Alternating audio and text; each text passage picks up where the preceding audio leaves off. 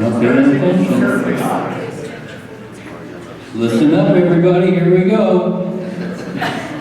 Listen up.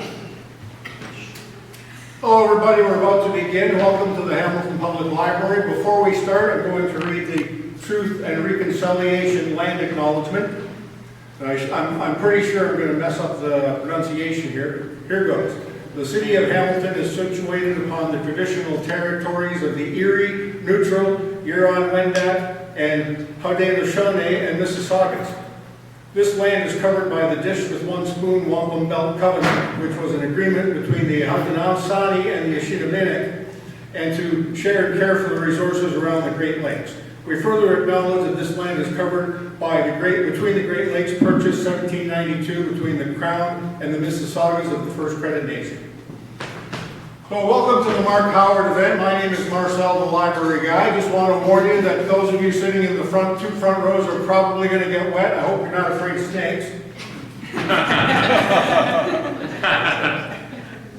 Anyway, well, just want to get started. Our moderator today is going to be, I've already forgotten the last name. Roman Sokal. Roman Sokal. I'm sorry, Roman. Roman Sokal. Let's have a big hand for him.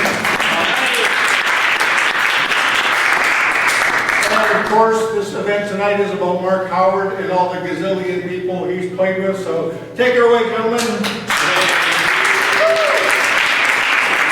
Thanks everybody for coming out. So we're going to do a little question and answer. He's going to dig in about my book and some stuff that you probably haven't heard of yet. So here we go. Okay, so number one, Bob Dylan, the Time Out of Mind record from '97. How did you catch up with this on-the-spot changing of lyrics all the time during the recording process? And tell us what you went through for the mastering process, which he wanted to do your type of sound. Right. Well, Bob's, he doesn't write on any paper. Everything's in his head, so I didn't see any lyrics until I wrote them down. So I was kind of the master, kind of like putting all of his lyrics together. And it was in the days when I worked on a tape recorder, and so I had to take numbers. And so my technique is that I would take the first word of every line and then the last line, and I just kind of fill in the gaps as we went along. So Bob would always be looking over my shoulder, looking at his lyrics, and at one time he wanted to test me, and so we'd done a song called Highlands, and it's 17 minutes long, and so luckily I had kind of mapped it out roughly on the first take, and we did 2 takes of it, and then so after that it got tricky, and so he would say, go to the 17th verse and drop me in for the last word, and then go to the 3rd verse and drop me in for the 2nd word, and so I had all the numbers so I could like zoom in and out, and kind of like, so he was like, pushing the limit on me, and but Bob, he won't wear headphones, so I had to have 2 speakers in front of him, and so when I punched in, he doesn't want to hear himself come out of the speakers, so I had to bring the fader of the console down, and I had a little PB amp beside me, and I had to turn that up so I could hear what he was singing, and then I had to turn that down, and bring his vocal back up, punch out a record, and it was like, it was a mind fuck at the time, and so it was, he was always testing me, and I was always kind of delivering, and then suddenly, you know, like as an engineer, you're always expected to be 100% all the time. Musicians can make mistakes all the time, but I'm expected, you know, in these circumstances, not to have any accidents. And at one time, it was in Bob's entourage, there was a beautiful woman that was hanging out. She was sitting at the console with me, and what happened was I wasn't paying attention, and so we listened to 3 takes, and so I usually have to queue up to clean tape after that, and so I pressed the locate, thought I was going in, and I jumped in, and because it's tape, once you record, there's no undo, so I'd actually erased the beginning of this tape 2, and so And so I didn't say anything to anybody, and so I just let it roll, and they did 3 more takes, and I thought, well, those are better, they're never going to want to listen to those other ones. And Bob says, let's hear that take 2. And so I start to sweat a little bit, right? It's getting heavy now.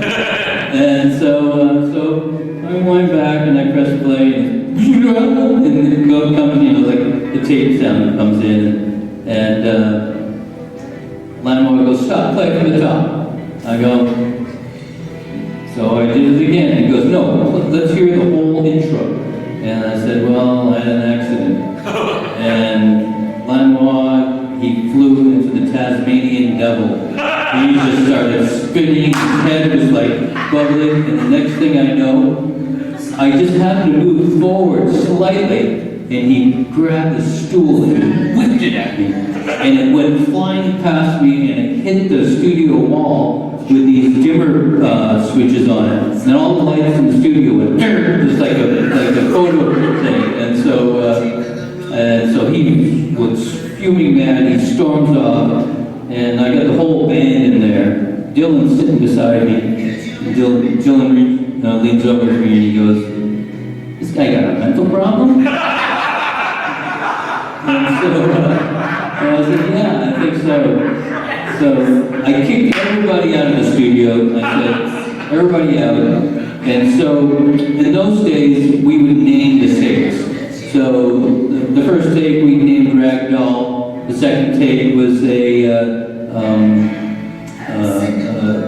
we called Pink Floyd, and then the next one had another name. And so what I did is I took the intro of the first one and I cut it onto the one that had the missing intro. And so I invited everybody back in and I played it, and Dylan goes, I like this one a lot better. And so saved my ass, and Dylan liked it, so it was kind of a crazy event that was going on. So, and then at the end of the record, Dan didn't want to take a cassette home, and Dylan took a cassette home, and it became kind of a crazy thing where I didn't hear from Bob for a couple of months, and then I would get a phone call in the middle of the night. I was, hey Mark, it's Bob. I said, hey Bob. He goes, you think we should put the record out? I said, yeah, totally. I think you should come back in. We should kind of rework it, and definitely. He goes, all right. And then I don't hear from him again. Another month goes by. Middle of the night.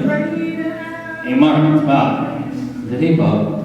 He goes, funny thing happened to me. I said, what happened? He goes, I was playing the record in my friend's apartment in Santa Monica, and we got a knock at the door. It's the neighbor from downstairs.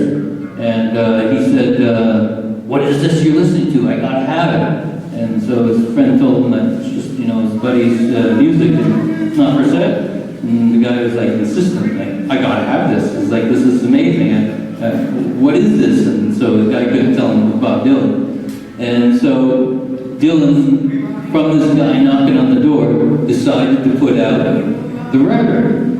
Other than that, you may have never heard Time Out of Mind, because it was going to be shelved, because it was, you didn't believe in it. So Dylan ended up coming back in, and some things were remixed, other things were just, when the band would come back in to listen to the tape, I would kind of dial up some crazy sounds, and there's a song called Lovesick.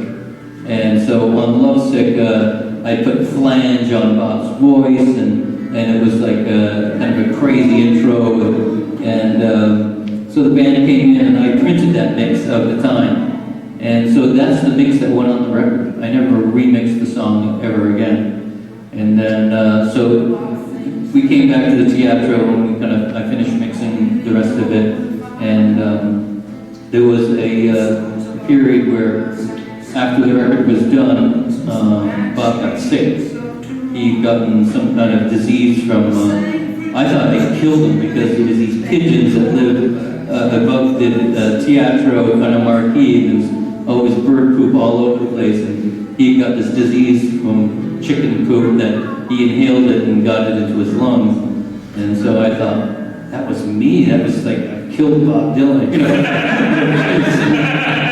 And so he was on these heavy meds, and so it's time for me to master, and so I go to the mastering suite in LA, and I would drop off the CD at the end of the day, and then he called me and he goes, yeah, I listened to the CD, and he goes, it sounds great at 4, but at 7, it doesn't sound as good. I'm like, well, what does that mean, you know? It's weird. And so he says, and then he put in his cassette, and so I was using these Maxell XL2 cassettes, and that was the best at the time, and I would put them really hot.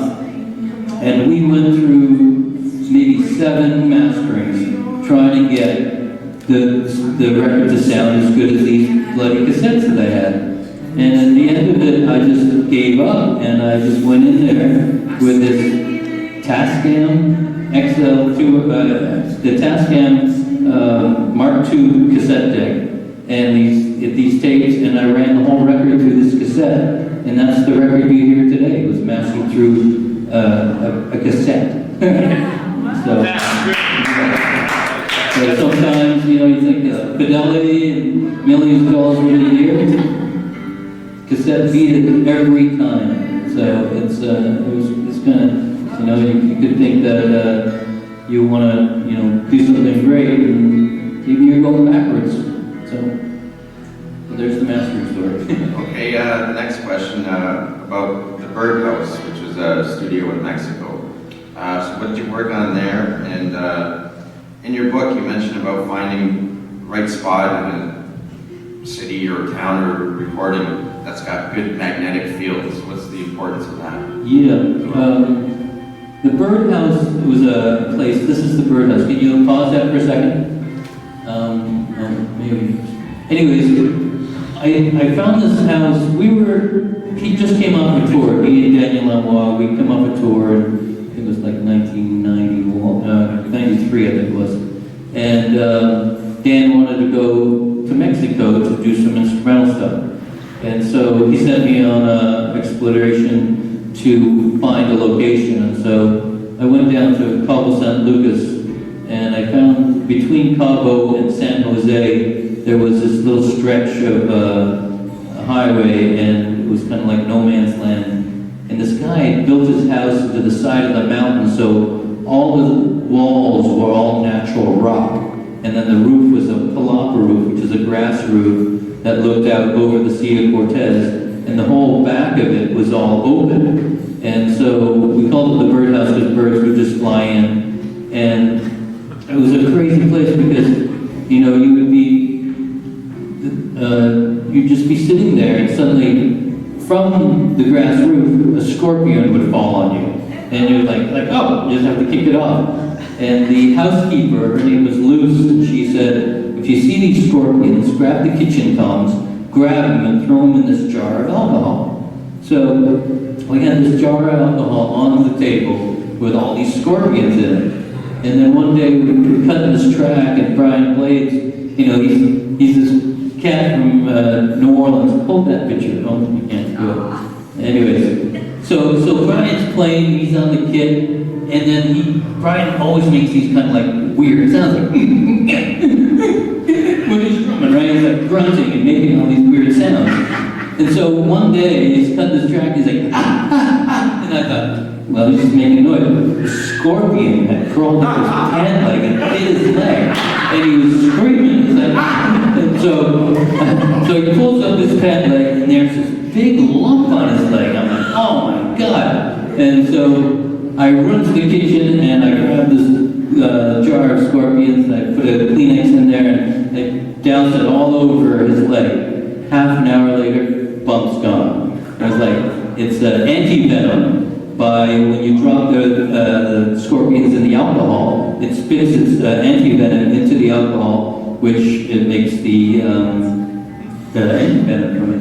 And so the place was, you know, the scorpions weren't that deadly, you know, like they bit you that you wouldn't die. But they had these black centipedes that were like long, and they're fat, and they're deadly. And so Daryl Johnson, who was the bass player, saw one crawling up the wall. And he grabbed the kitchen tongs to grab it, and the centipede bent it in half. It was like crazy. So we ended up staying there for about 6 months, and during that 6 months, the magnetic field thing that we're talking about, like if you're working in a big city like this, there's a lot of electricity going on. So what happens is if you have a guitar with single coil pickups, you get like this hum. So you got to find the sweet spot, and it's like usually you're searching around. Sometimes you never find it, and sometimes you do. And I remember Grand Avenue Studio was plagued with it because outside there was some big kind of power transformers, and so it was always hard to get your guitar to be quiet. But in Mexico, it was dead. There was no at all noise from the end. So it was pretty amazing. Okay, next question about working with Joni Mitchell. You recorded in her house, so you often do what you call installations. You bring your equipment to an environment that's normally not like a studio. So what was that like, just working with her? Joni's a bit of a recluse. She doesn't like to leave her house, and she lives there alone, and she lives in Bel Air, in this beautiful kind of Spanish house. And I worked with her earlier on. Brian Blade had her sing on one of his earlier jazz records, and then I hooked up with her a little later, and she asked me if I could come in and remix her first record, Songs for a Seagull, I think it was called. And so this is her very first record, and so the thing about the record is that it's really just her playing guitar and singing, but at the time, the producer, he'd asked her to double track her guitar. So she had lived all these years not liking this record, and it was very simple, but David Crosby had produced it, because she came down to California with Crosby, Stills, Nash and Young, whatever. And so as they were making their record, they were making her first record, they were just get her to play. So as she put it, David Crosby misproduced her first record. And so I remixed it in her house, and then she had these other ideas for a couple of the songs that didn't have drums on them. And so I brought Brian Blade in, set up his kit in the living room, and she just sat there and smoked cigarettes and told stories. It was hard to record because she would just talk for hours. It's like, okay, Joe, let's go for another take, and she'd like just come up with like a whole other story. It was very difficult. Okay, the Kingsway recording studios, Landmark's place in New Orleans. Yes. Real large house, lots of rooms. How did you kind of divvy up stuff? Things going in multiple rooms. The Kingsway house was, what it was is, I came down to make a record with the Neville Brothers with Dan, and then that fed into Bob Dylan's Time Out of Mind. And then right after that, I thought we would get out of New Orleans and actually go to Mexico.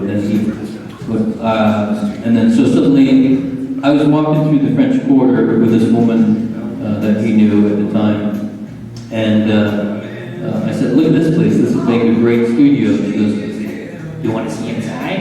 And so I said, "Yeah." So she hops over the fence and then calls this guy, and he opens the door, and we go in, and the place is a dump. It's just like old shag rug. The ceiling's just from rain. It smells so bad. I thought I was going to get sick inside of it.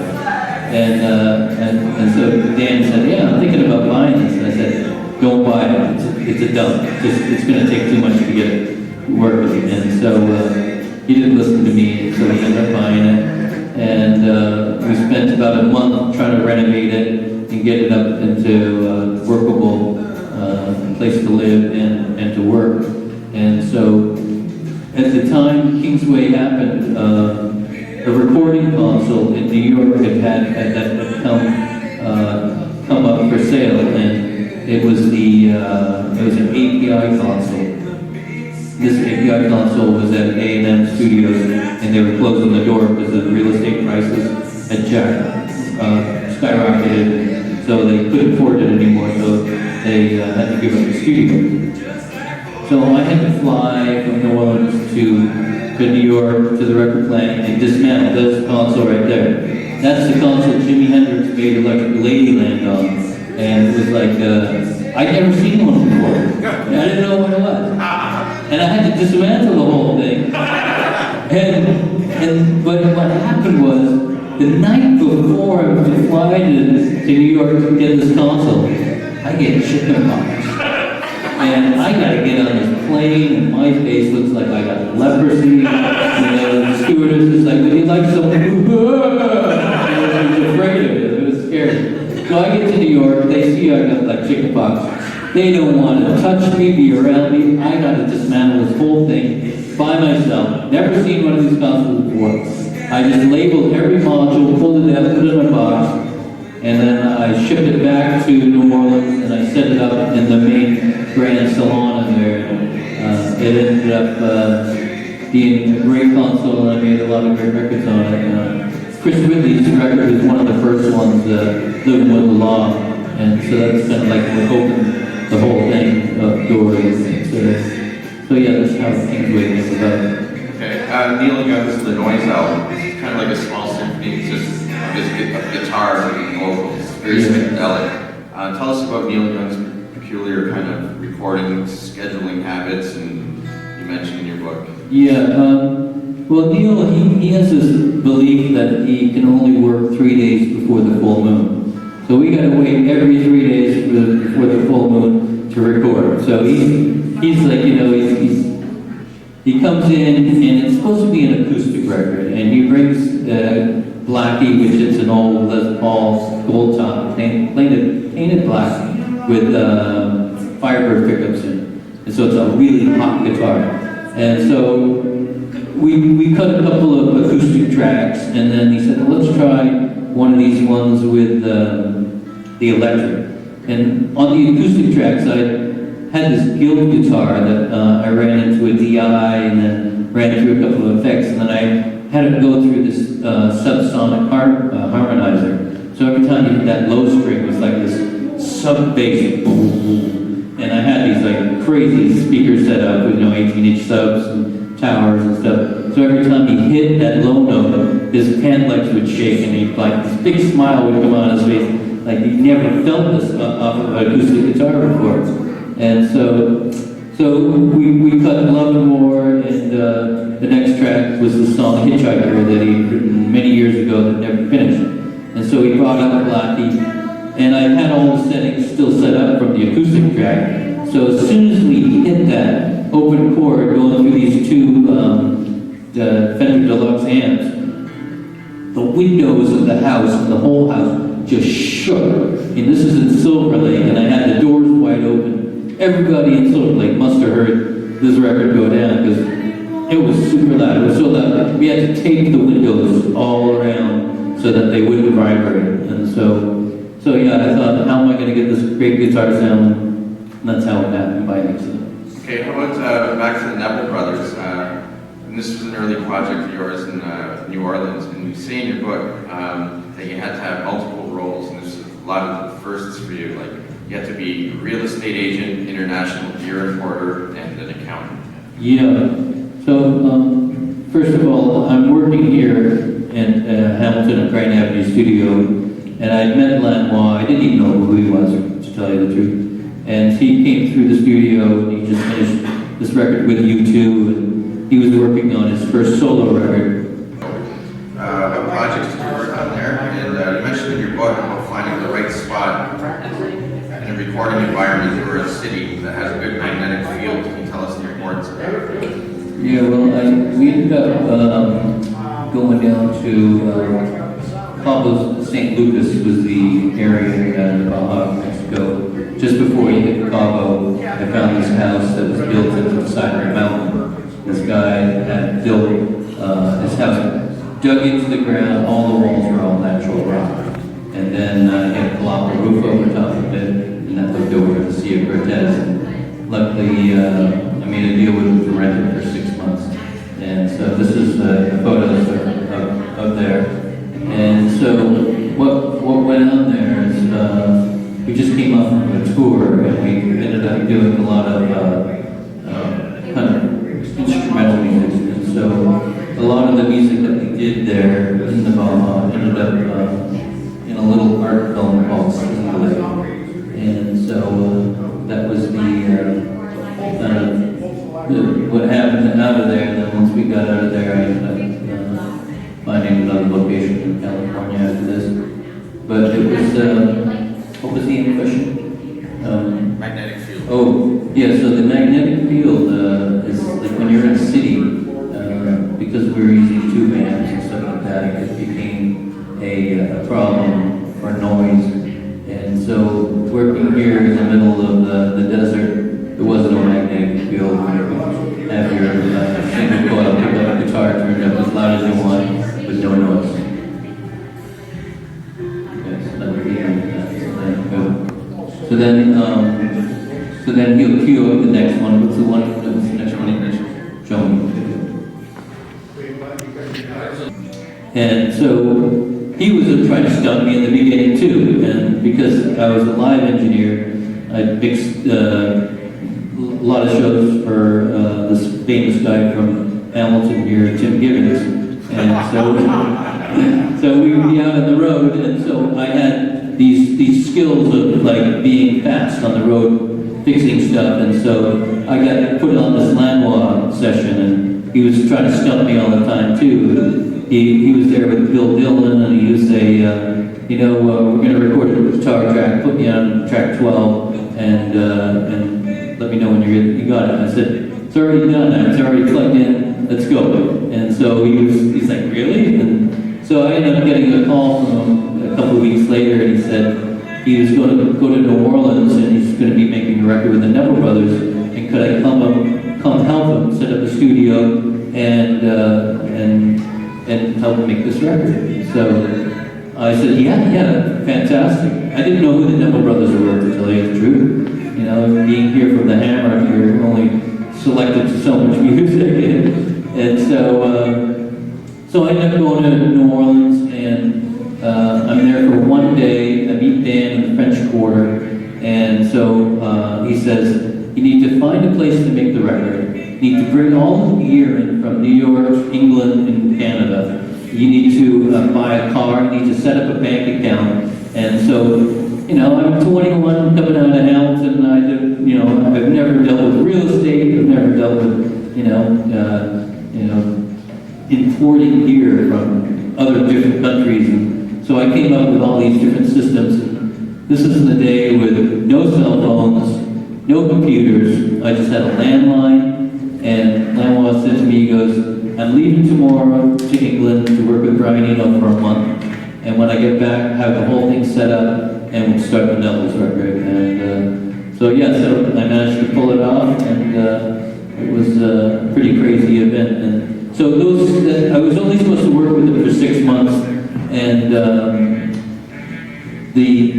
those 6 months turned into about 25 years of work for me. So it was a good move. Okay, back to Dylan, the Old Mercy record, which there's an anniversary of it this year. There's like a big remaster of it. Dylan was really peculiar with the sound he wanted, and he gave you some cassettes for reference of other artists. So he had sent Dan had asked him to hear some songs, and so we ended up getting this cassette in the mail, and we pull it out, we put it in, all excited to hear these new songs, and it's Al Jolson. It's this cassette of Al Jolson songs.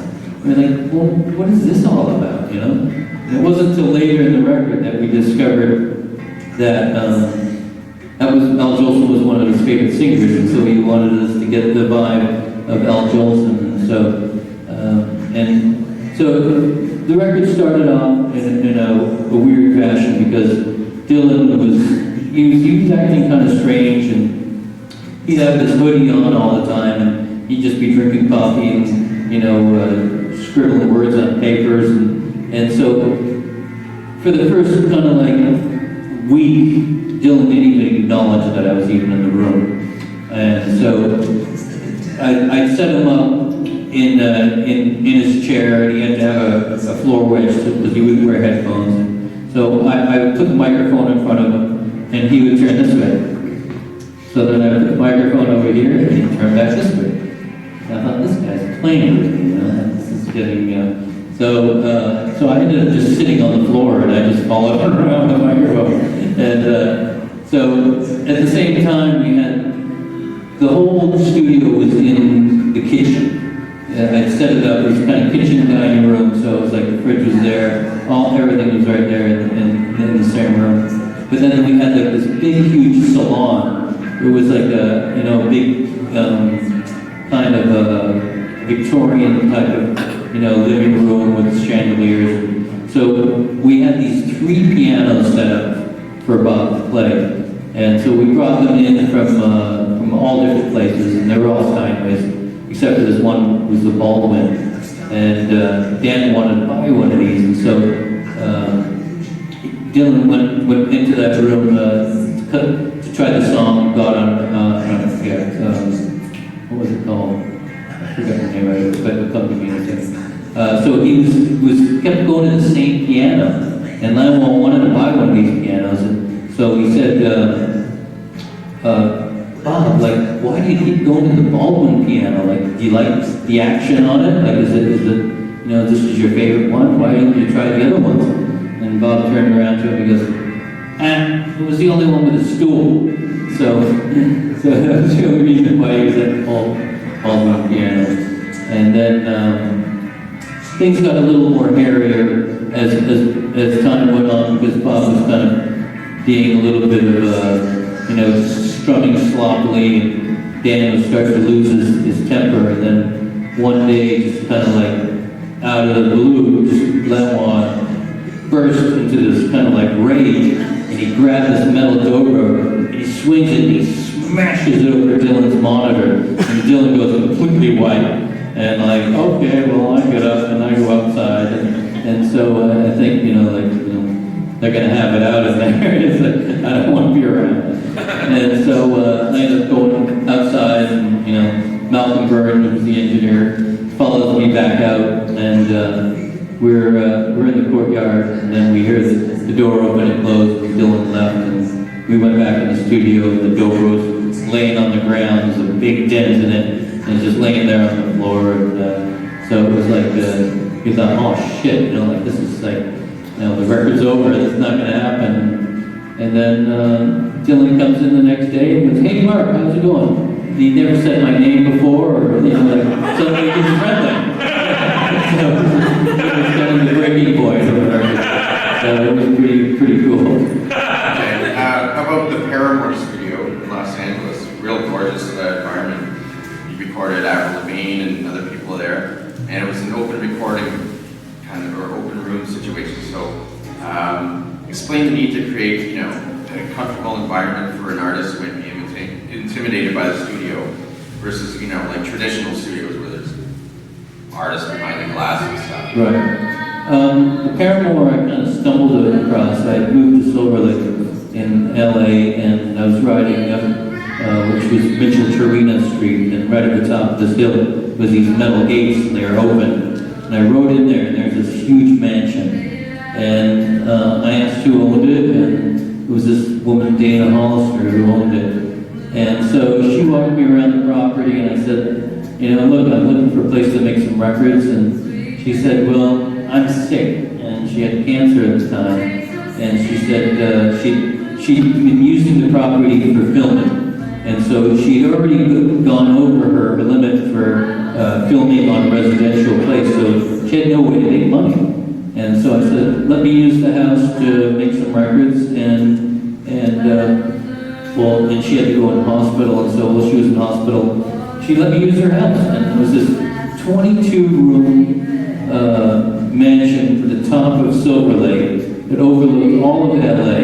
It was owned by this guy, Antonio Marino, and Antonio Marino was the first Latin lover of the screen before Rudolph Valentino. He married a woman, Daisy Canfield, who was the Canfield Dohenis that discovered oil in LA.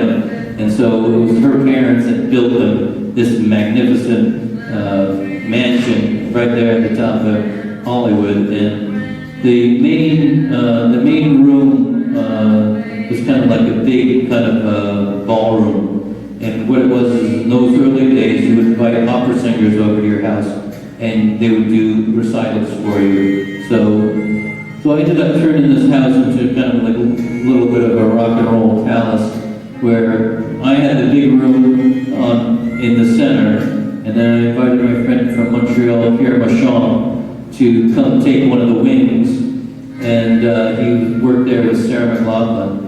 And then the other wing, my other friend Fiona Apple, she kind of set up shop in there. So it was weird. I was making a record in there with Lucinda Williams. We were working in the middle big room, and so I would work from noon until 11. Pierre would work from 7 to noon. Fiona would wake up at midnight and work till 7. We never saw each other, but everybody was making records in the house. It was a pretty cool vibe. Okay, another awesome location, the Raven's Eye, Malibu, just outside LA. In your book, you mentioned you got a lot of installations, different houses and different types of buildings, and you have a really great way of expressing, a love of architecture and explaining it. So what was extra special about this place? This is Raven's Eye in Malibu. I don't keep a studio. Everything's in road cases, and I just came to this point where I just rent Airbnbs. I just find interesting locations and mansions. And this Airbnb was available. It was $1,200 a day. So it's still cheaper than going into a studio and to put everybody up and they have their own room. So I ended up renting this for this guy from Israel. His name's Asaf Avedon, and he's kind of the Bob Dylan of Israel. And so he had a lot of money to burn, so we shacked up in this little place for a little while and got his whole record in there. And then I ended up, this house was owned by a guy that was the film executive, and he had done all the James Bond movies, and so the house came with an Aston Martin, and I got to drive around it. There's the Aston Martin there, and so it was a pretty good deal. And so I ended up recording this record, and then I moved to this other location across the street, it was shaped like this boat, and that's where I kind of like did all my overdubs and mixed most of it. So. So by renting these Airbnbs, I'm able to get in, make these records, and then get out, and then have like no overhead to pay rent and stuff like that. And I just wait for the next record, find a cool location, and just hustle into this. Okay, working with Robert Plant, a real seasoned veteran at recording, obviously kind of maybe he was set in his ways. You mentioned in the book you pushed him to hit some old school high notes, and it's Led Zeppelin. Told you lots of stories. What were a couple of Zeppelin stories? Yeah, well, Robert, it was supposed to be a Raising Sand record with Robert Plant and Alison Krauss. This was their follow-up. They'd already cut the record again, but they didn't like it, so they'd asked Lanois if he could produce it. And so the problem was that Alison and Robert, they didn't come in at the same time. Alison was kind of sick at the time when they were supposed to start, and so Robert came in by himself, and so he walked in the door, and he's got like this leather satchel, and he holds this leather satchel up, and he goes, "This is all of the women that I've loved and hated." And I think, oh my God, this is going to be interesting. So he's also got this book by William Blake, and so he's a poet, and so he was constantly going through his book, trying to like grab things, and it's like, Led Zeppelin's known for, taking a couple of blues guys' tracks and making them themselves, not giving credit. And he had mentioned that, Jimmy Page had said, he had said to Jim Page one time, like, we need to give these people credit. And Jimmy said, no, we don't. And, like, these are like, we made these our own kind of songs. And they did end up giving credit to Little Walter and a couple other blues artists. But yeah, so really Robert came in by himself, and I'm not sure if you've all heard the Raising Sand records, but he sings down low. He's got a low voice, and he's singing lower.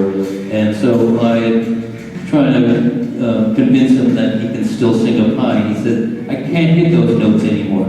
And so I said, I just handed him 58. I said, let's try a vocal on this track. And he had some words scribbled down, and I'm not sure if you can hear it. Is it?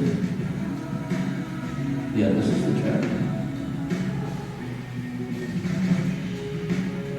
So I ended up getting him to sing up high, and it sounds just like Led Zeppelin.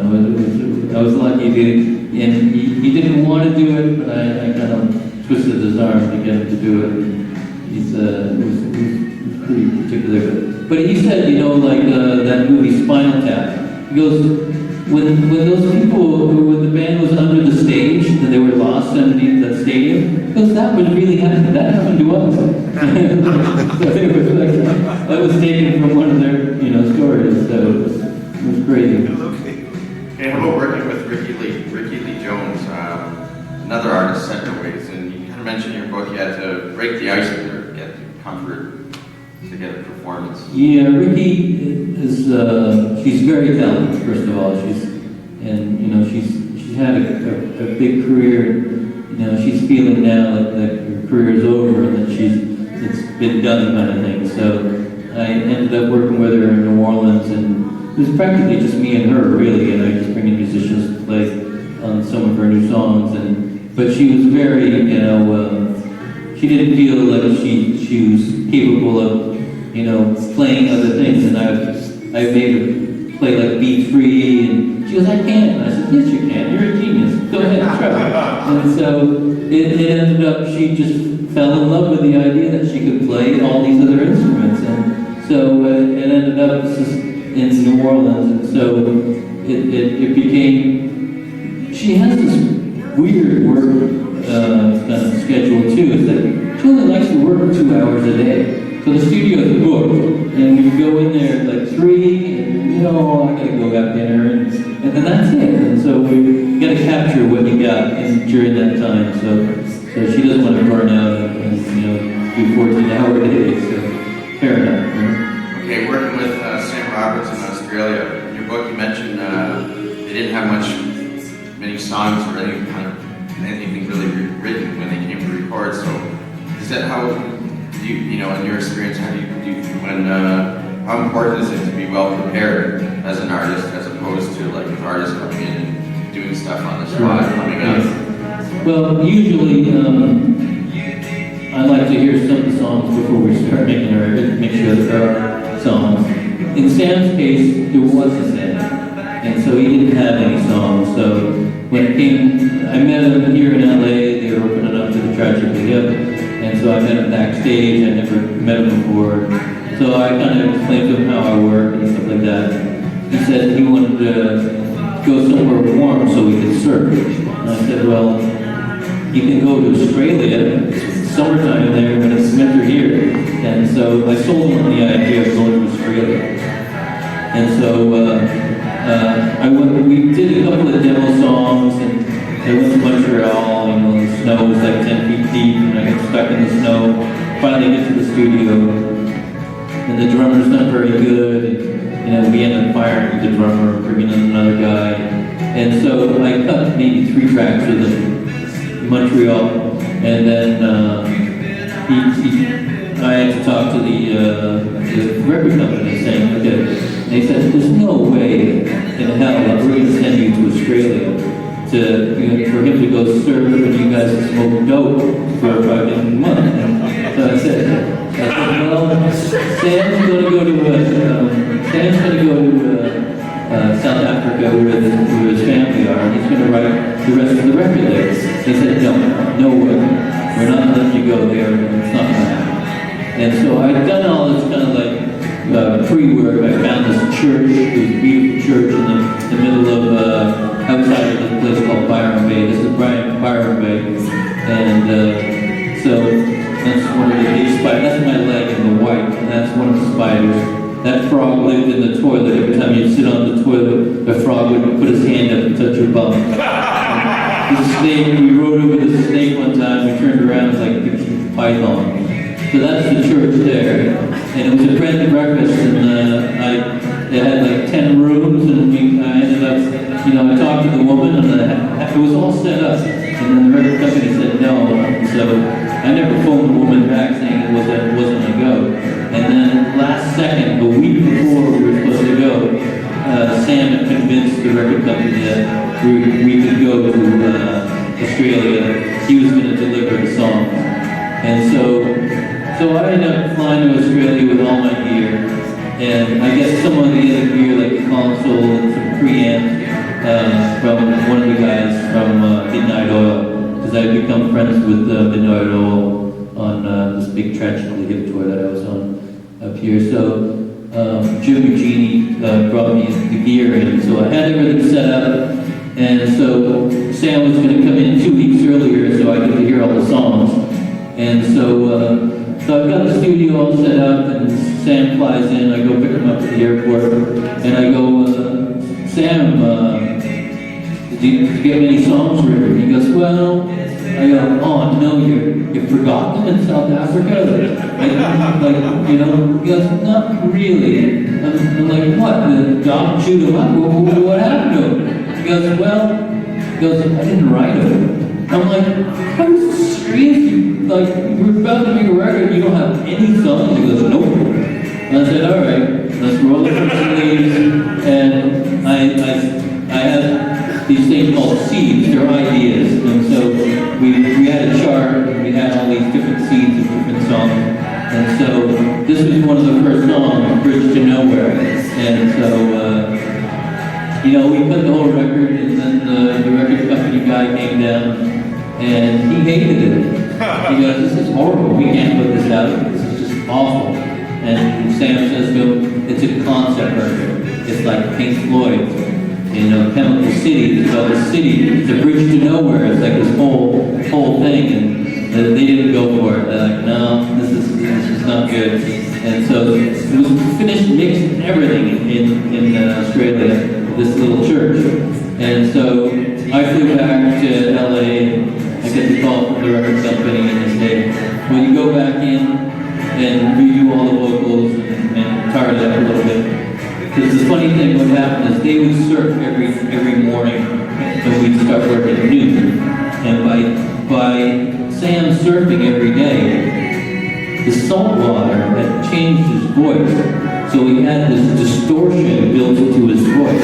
So all the vocals had this raunchy, it's kind of like AC/DC kind of dirt. And I thought it was cool. I thought that's a great sound. But they didn't go for it. They made him redo all the vocals, and ended up somebody else mixed it, and I thought I'd ruined his career. And so I went back to LA. I never heard anything back about it.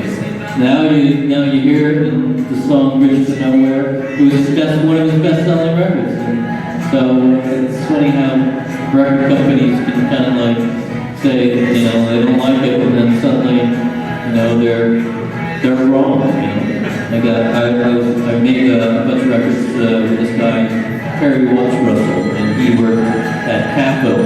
And Perry Watts Russell was the A&R guy there, and he was the A&R guy for Radiohead. And Radiohead delivered this record called OK Computer. And Perry said, no, you're not going to put this thing out. It's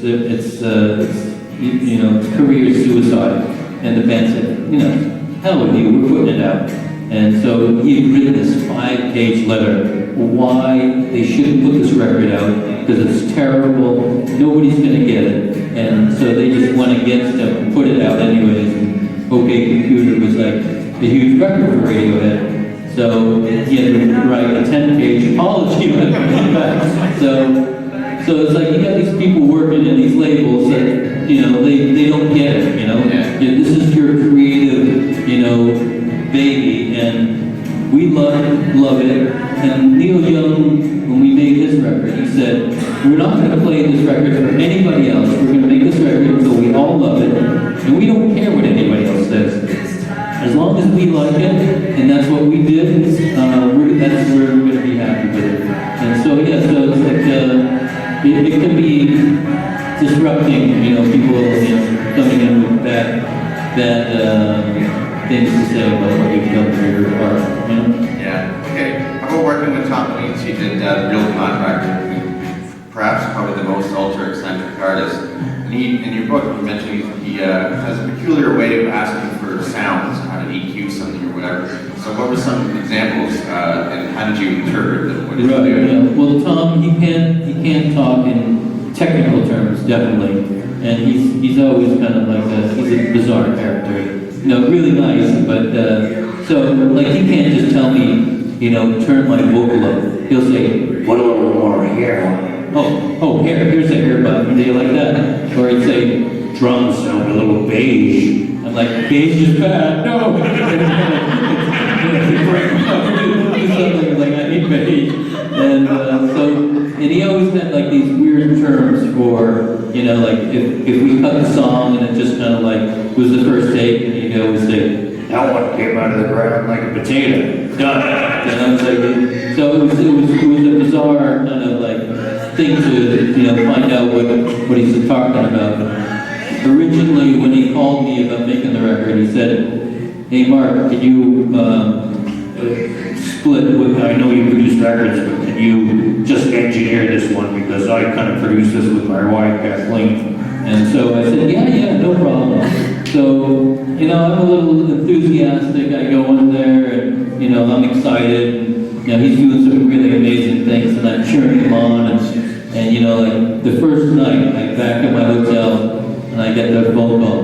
Hey Mark, it's Tom. I'm like, hey Tom. He goes, I'm feeling a little bit like you're the pharmacist and I'm the patient. And you're trying to prescribe me Ziaxidane. I need to be on Triaxidil. Maybe I need to be on that, but I want to be in in other words, just shut up, let me find my own way.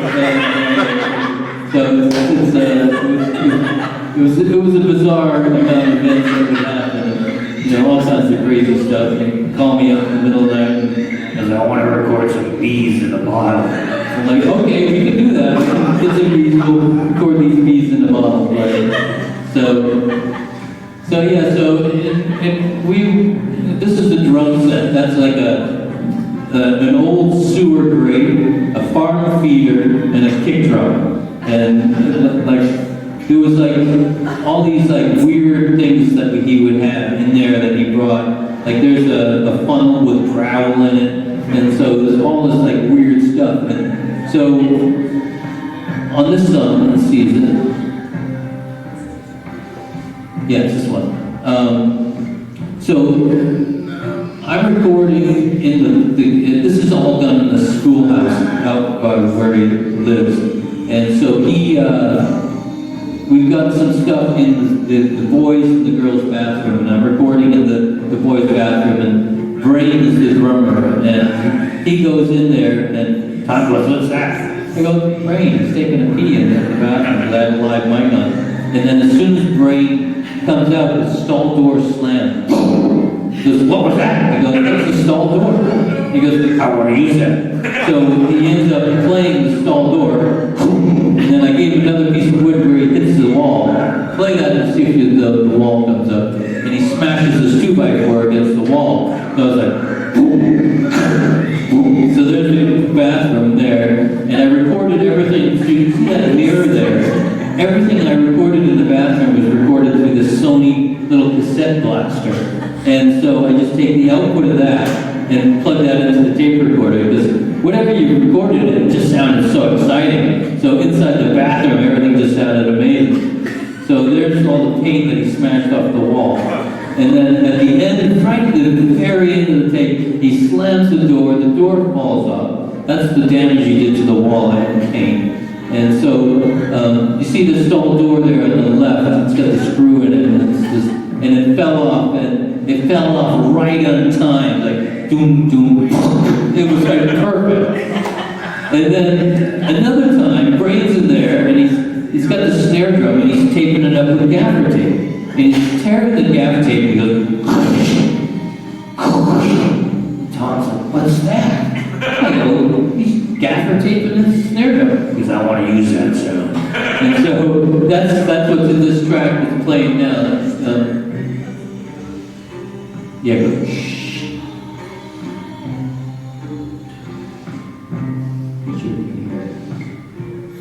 Anyway, so he played this whole roll of gaffer tape through the song.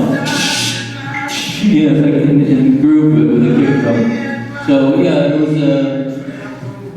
was a bizarre way to make a record for sure, and I thought it was you know, I was pushing the limits on all the way around, you know, like it's just trying to make it, you know.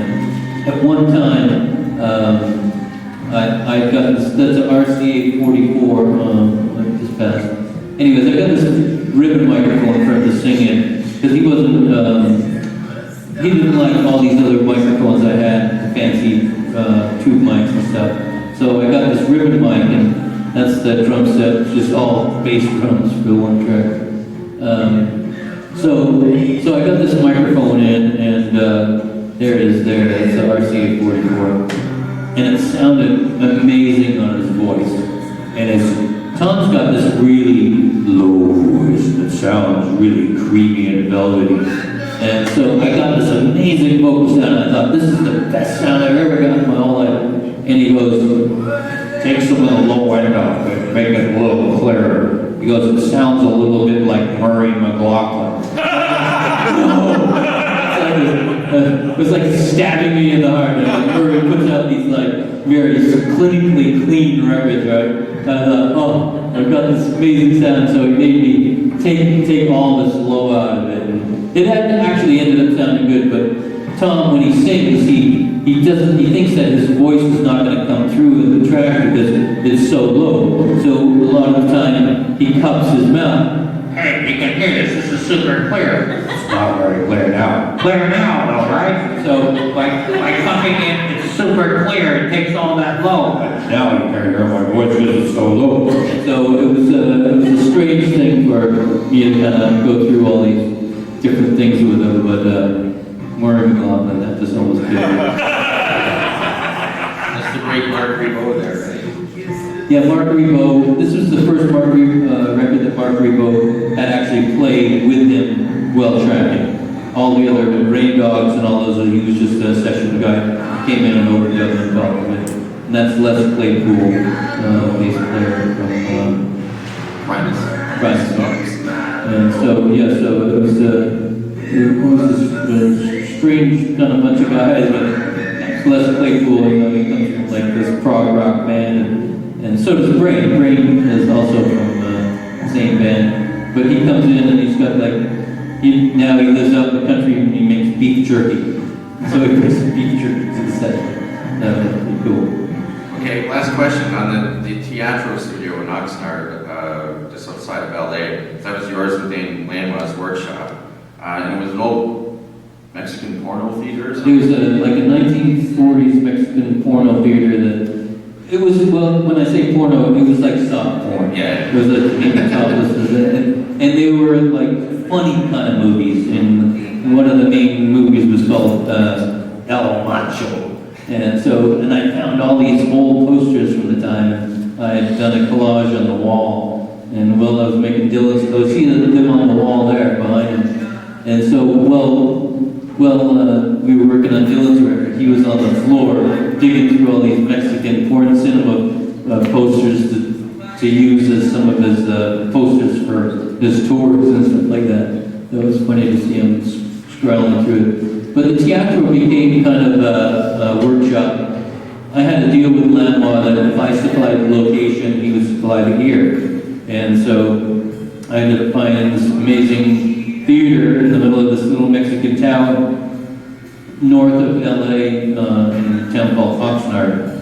And so I ended up finishing Bob's Time Out of Mind record there.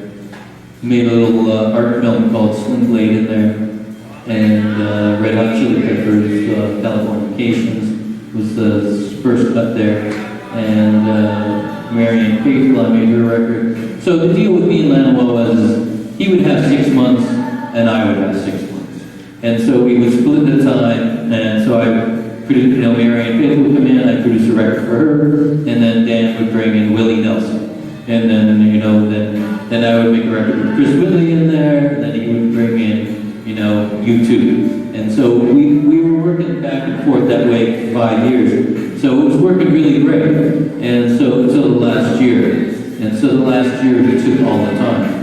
And so we had, you know, you had Willie in there, you had U2, made a film, All the Pretty Horses was all made in there.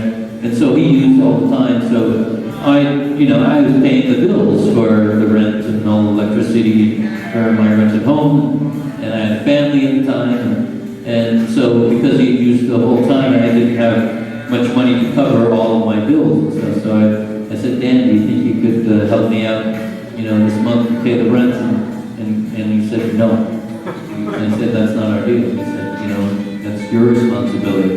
And I said, really? Like, you know, you used the whole year. I don't have, you know, savings like you do. And so ended up, I said, well, I guess that's it. And that's why we closed the door over maybe $1,200. You know, it was a shame because it was such a great workshop and a lot of great records that come out of there.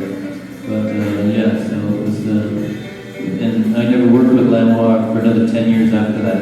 And I just kind of continued on, you know, making my own records, producing and stuff. So yeah. So there you go, everybody. All right.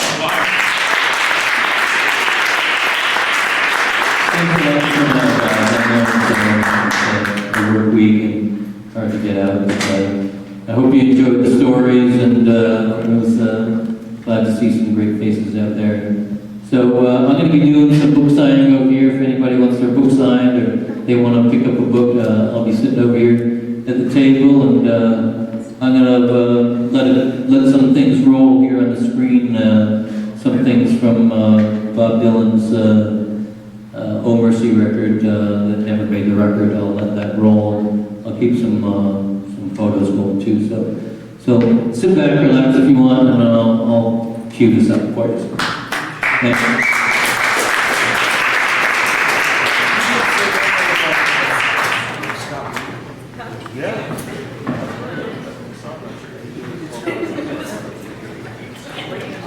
Stand out around here. Yeah, I don't know if it's here. Stand up.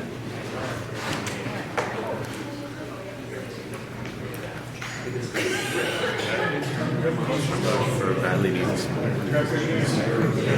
Just the this is the first dude. How you doing, man? Great to see you. Great stories, We're just from yeah, we're just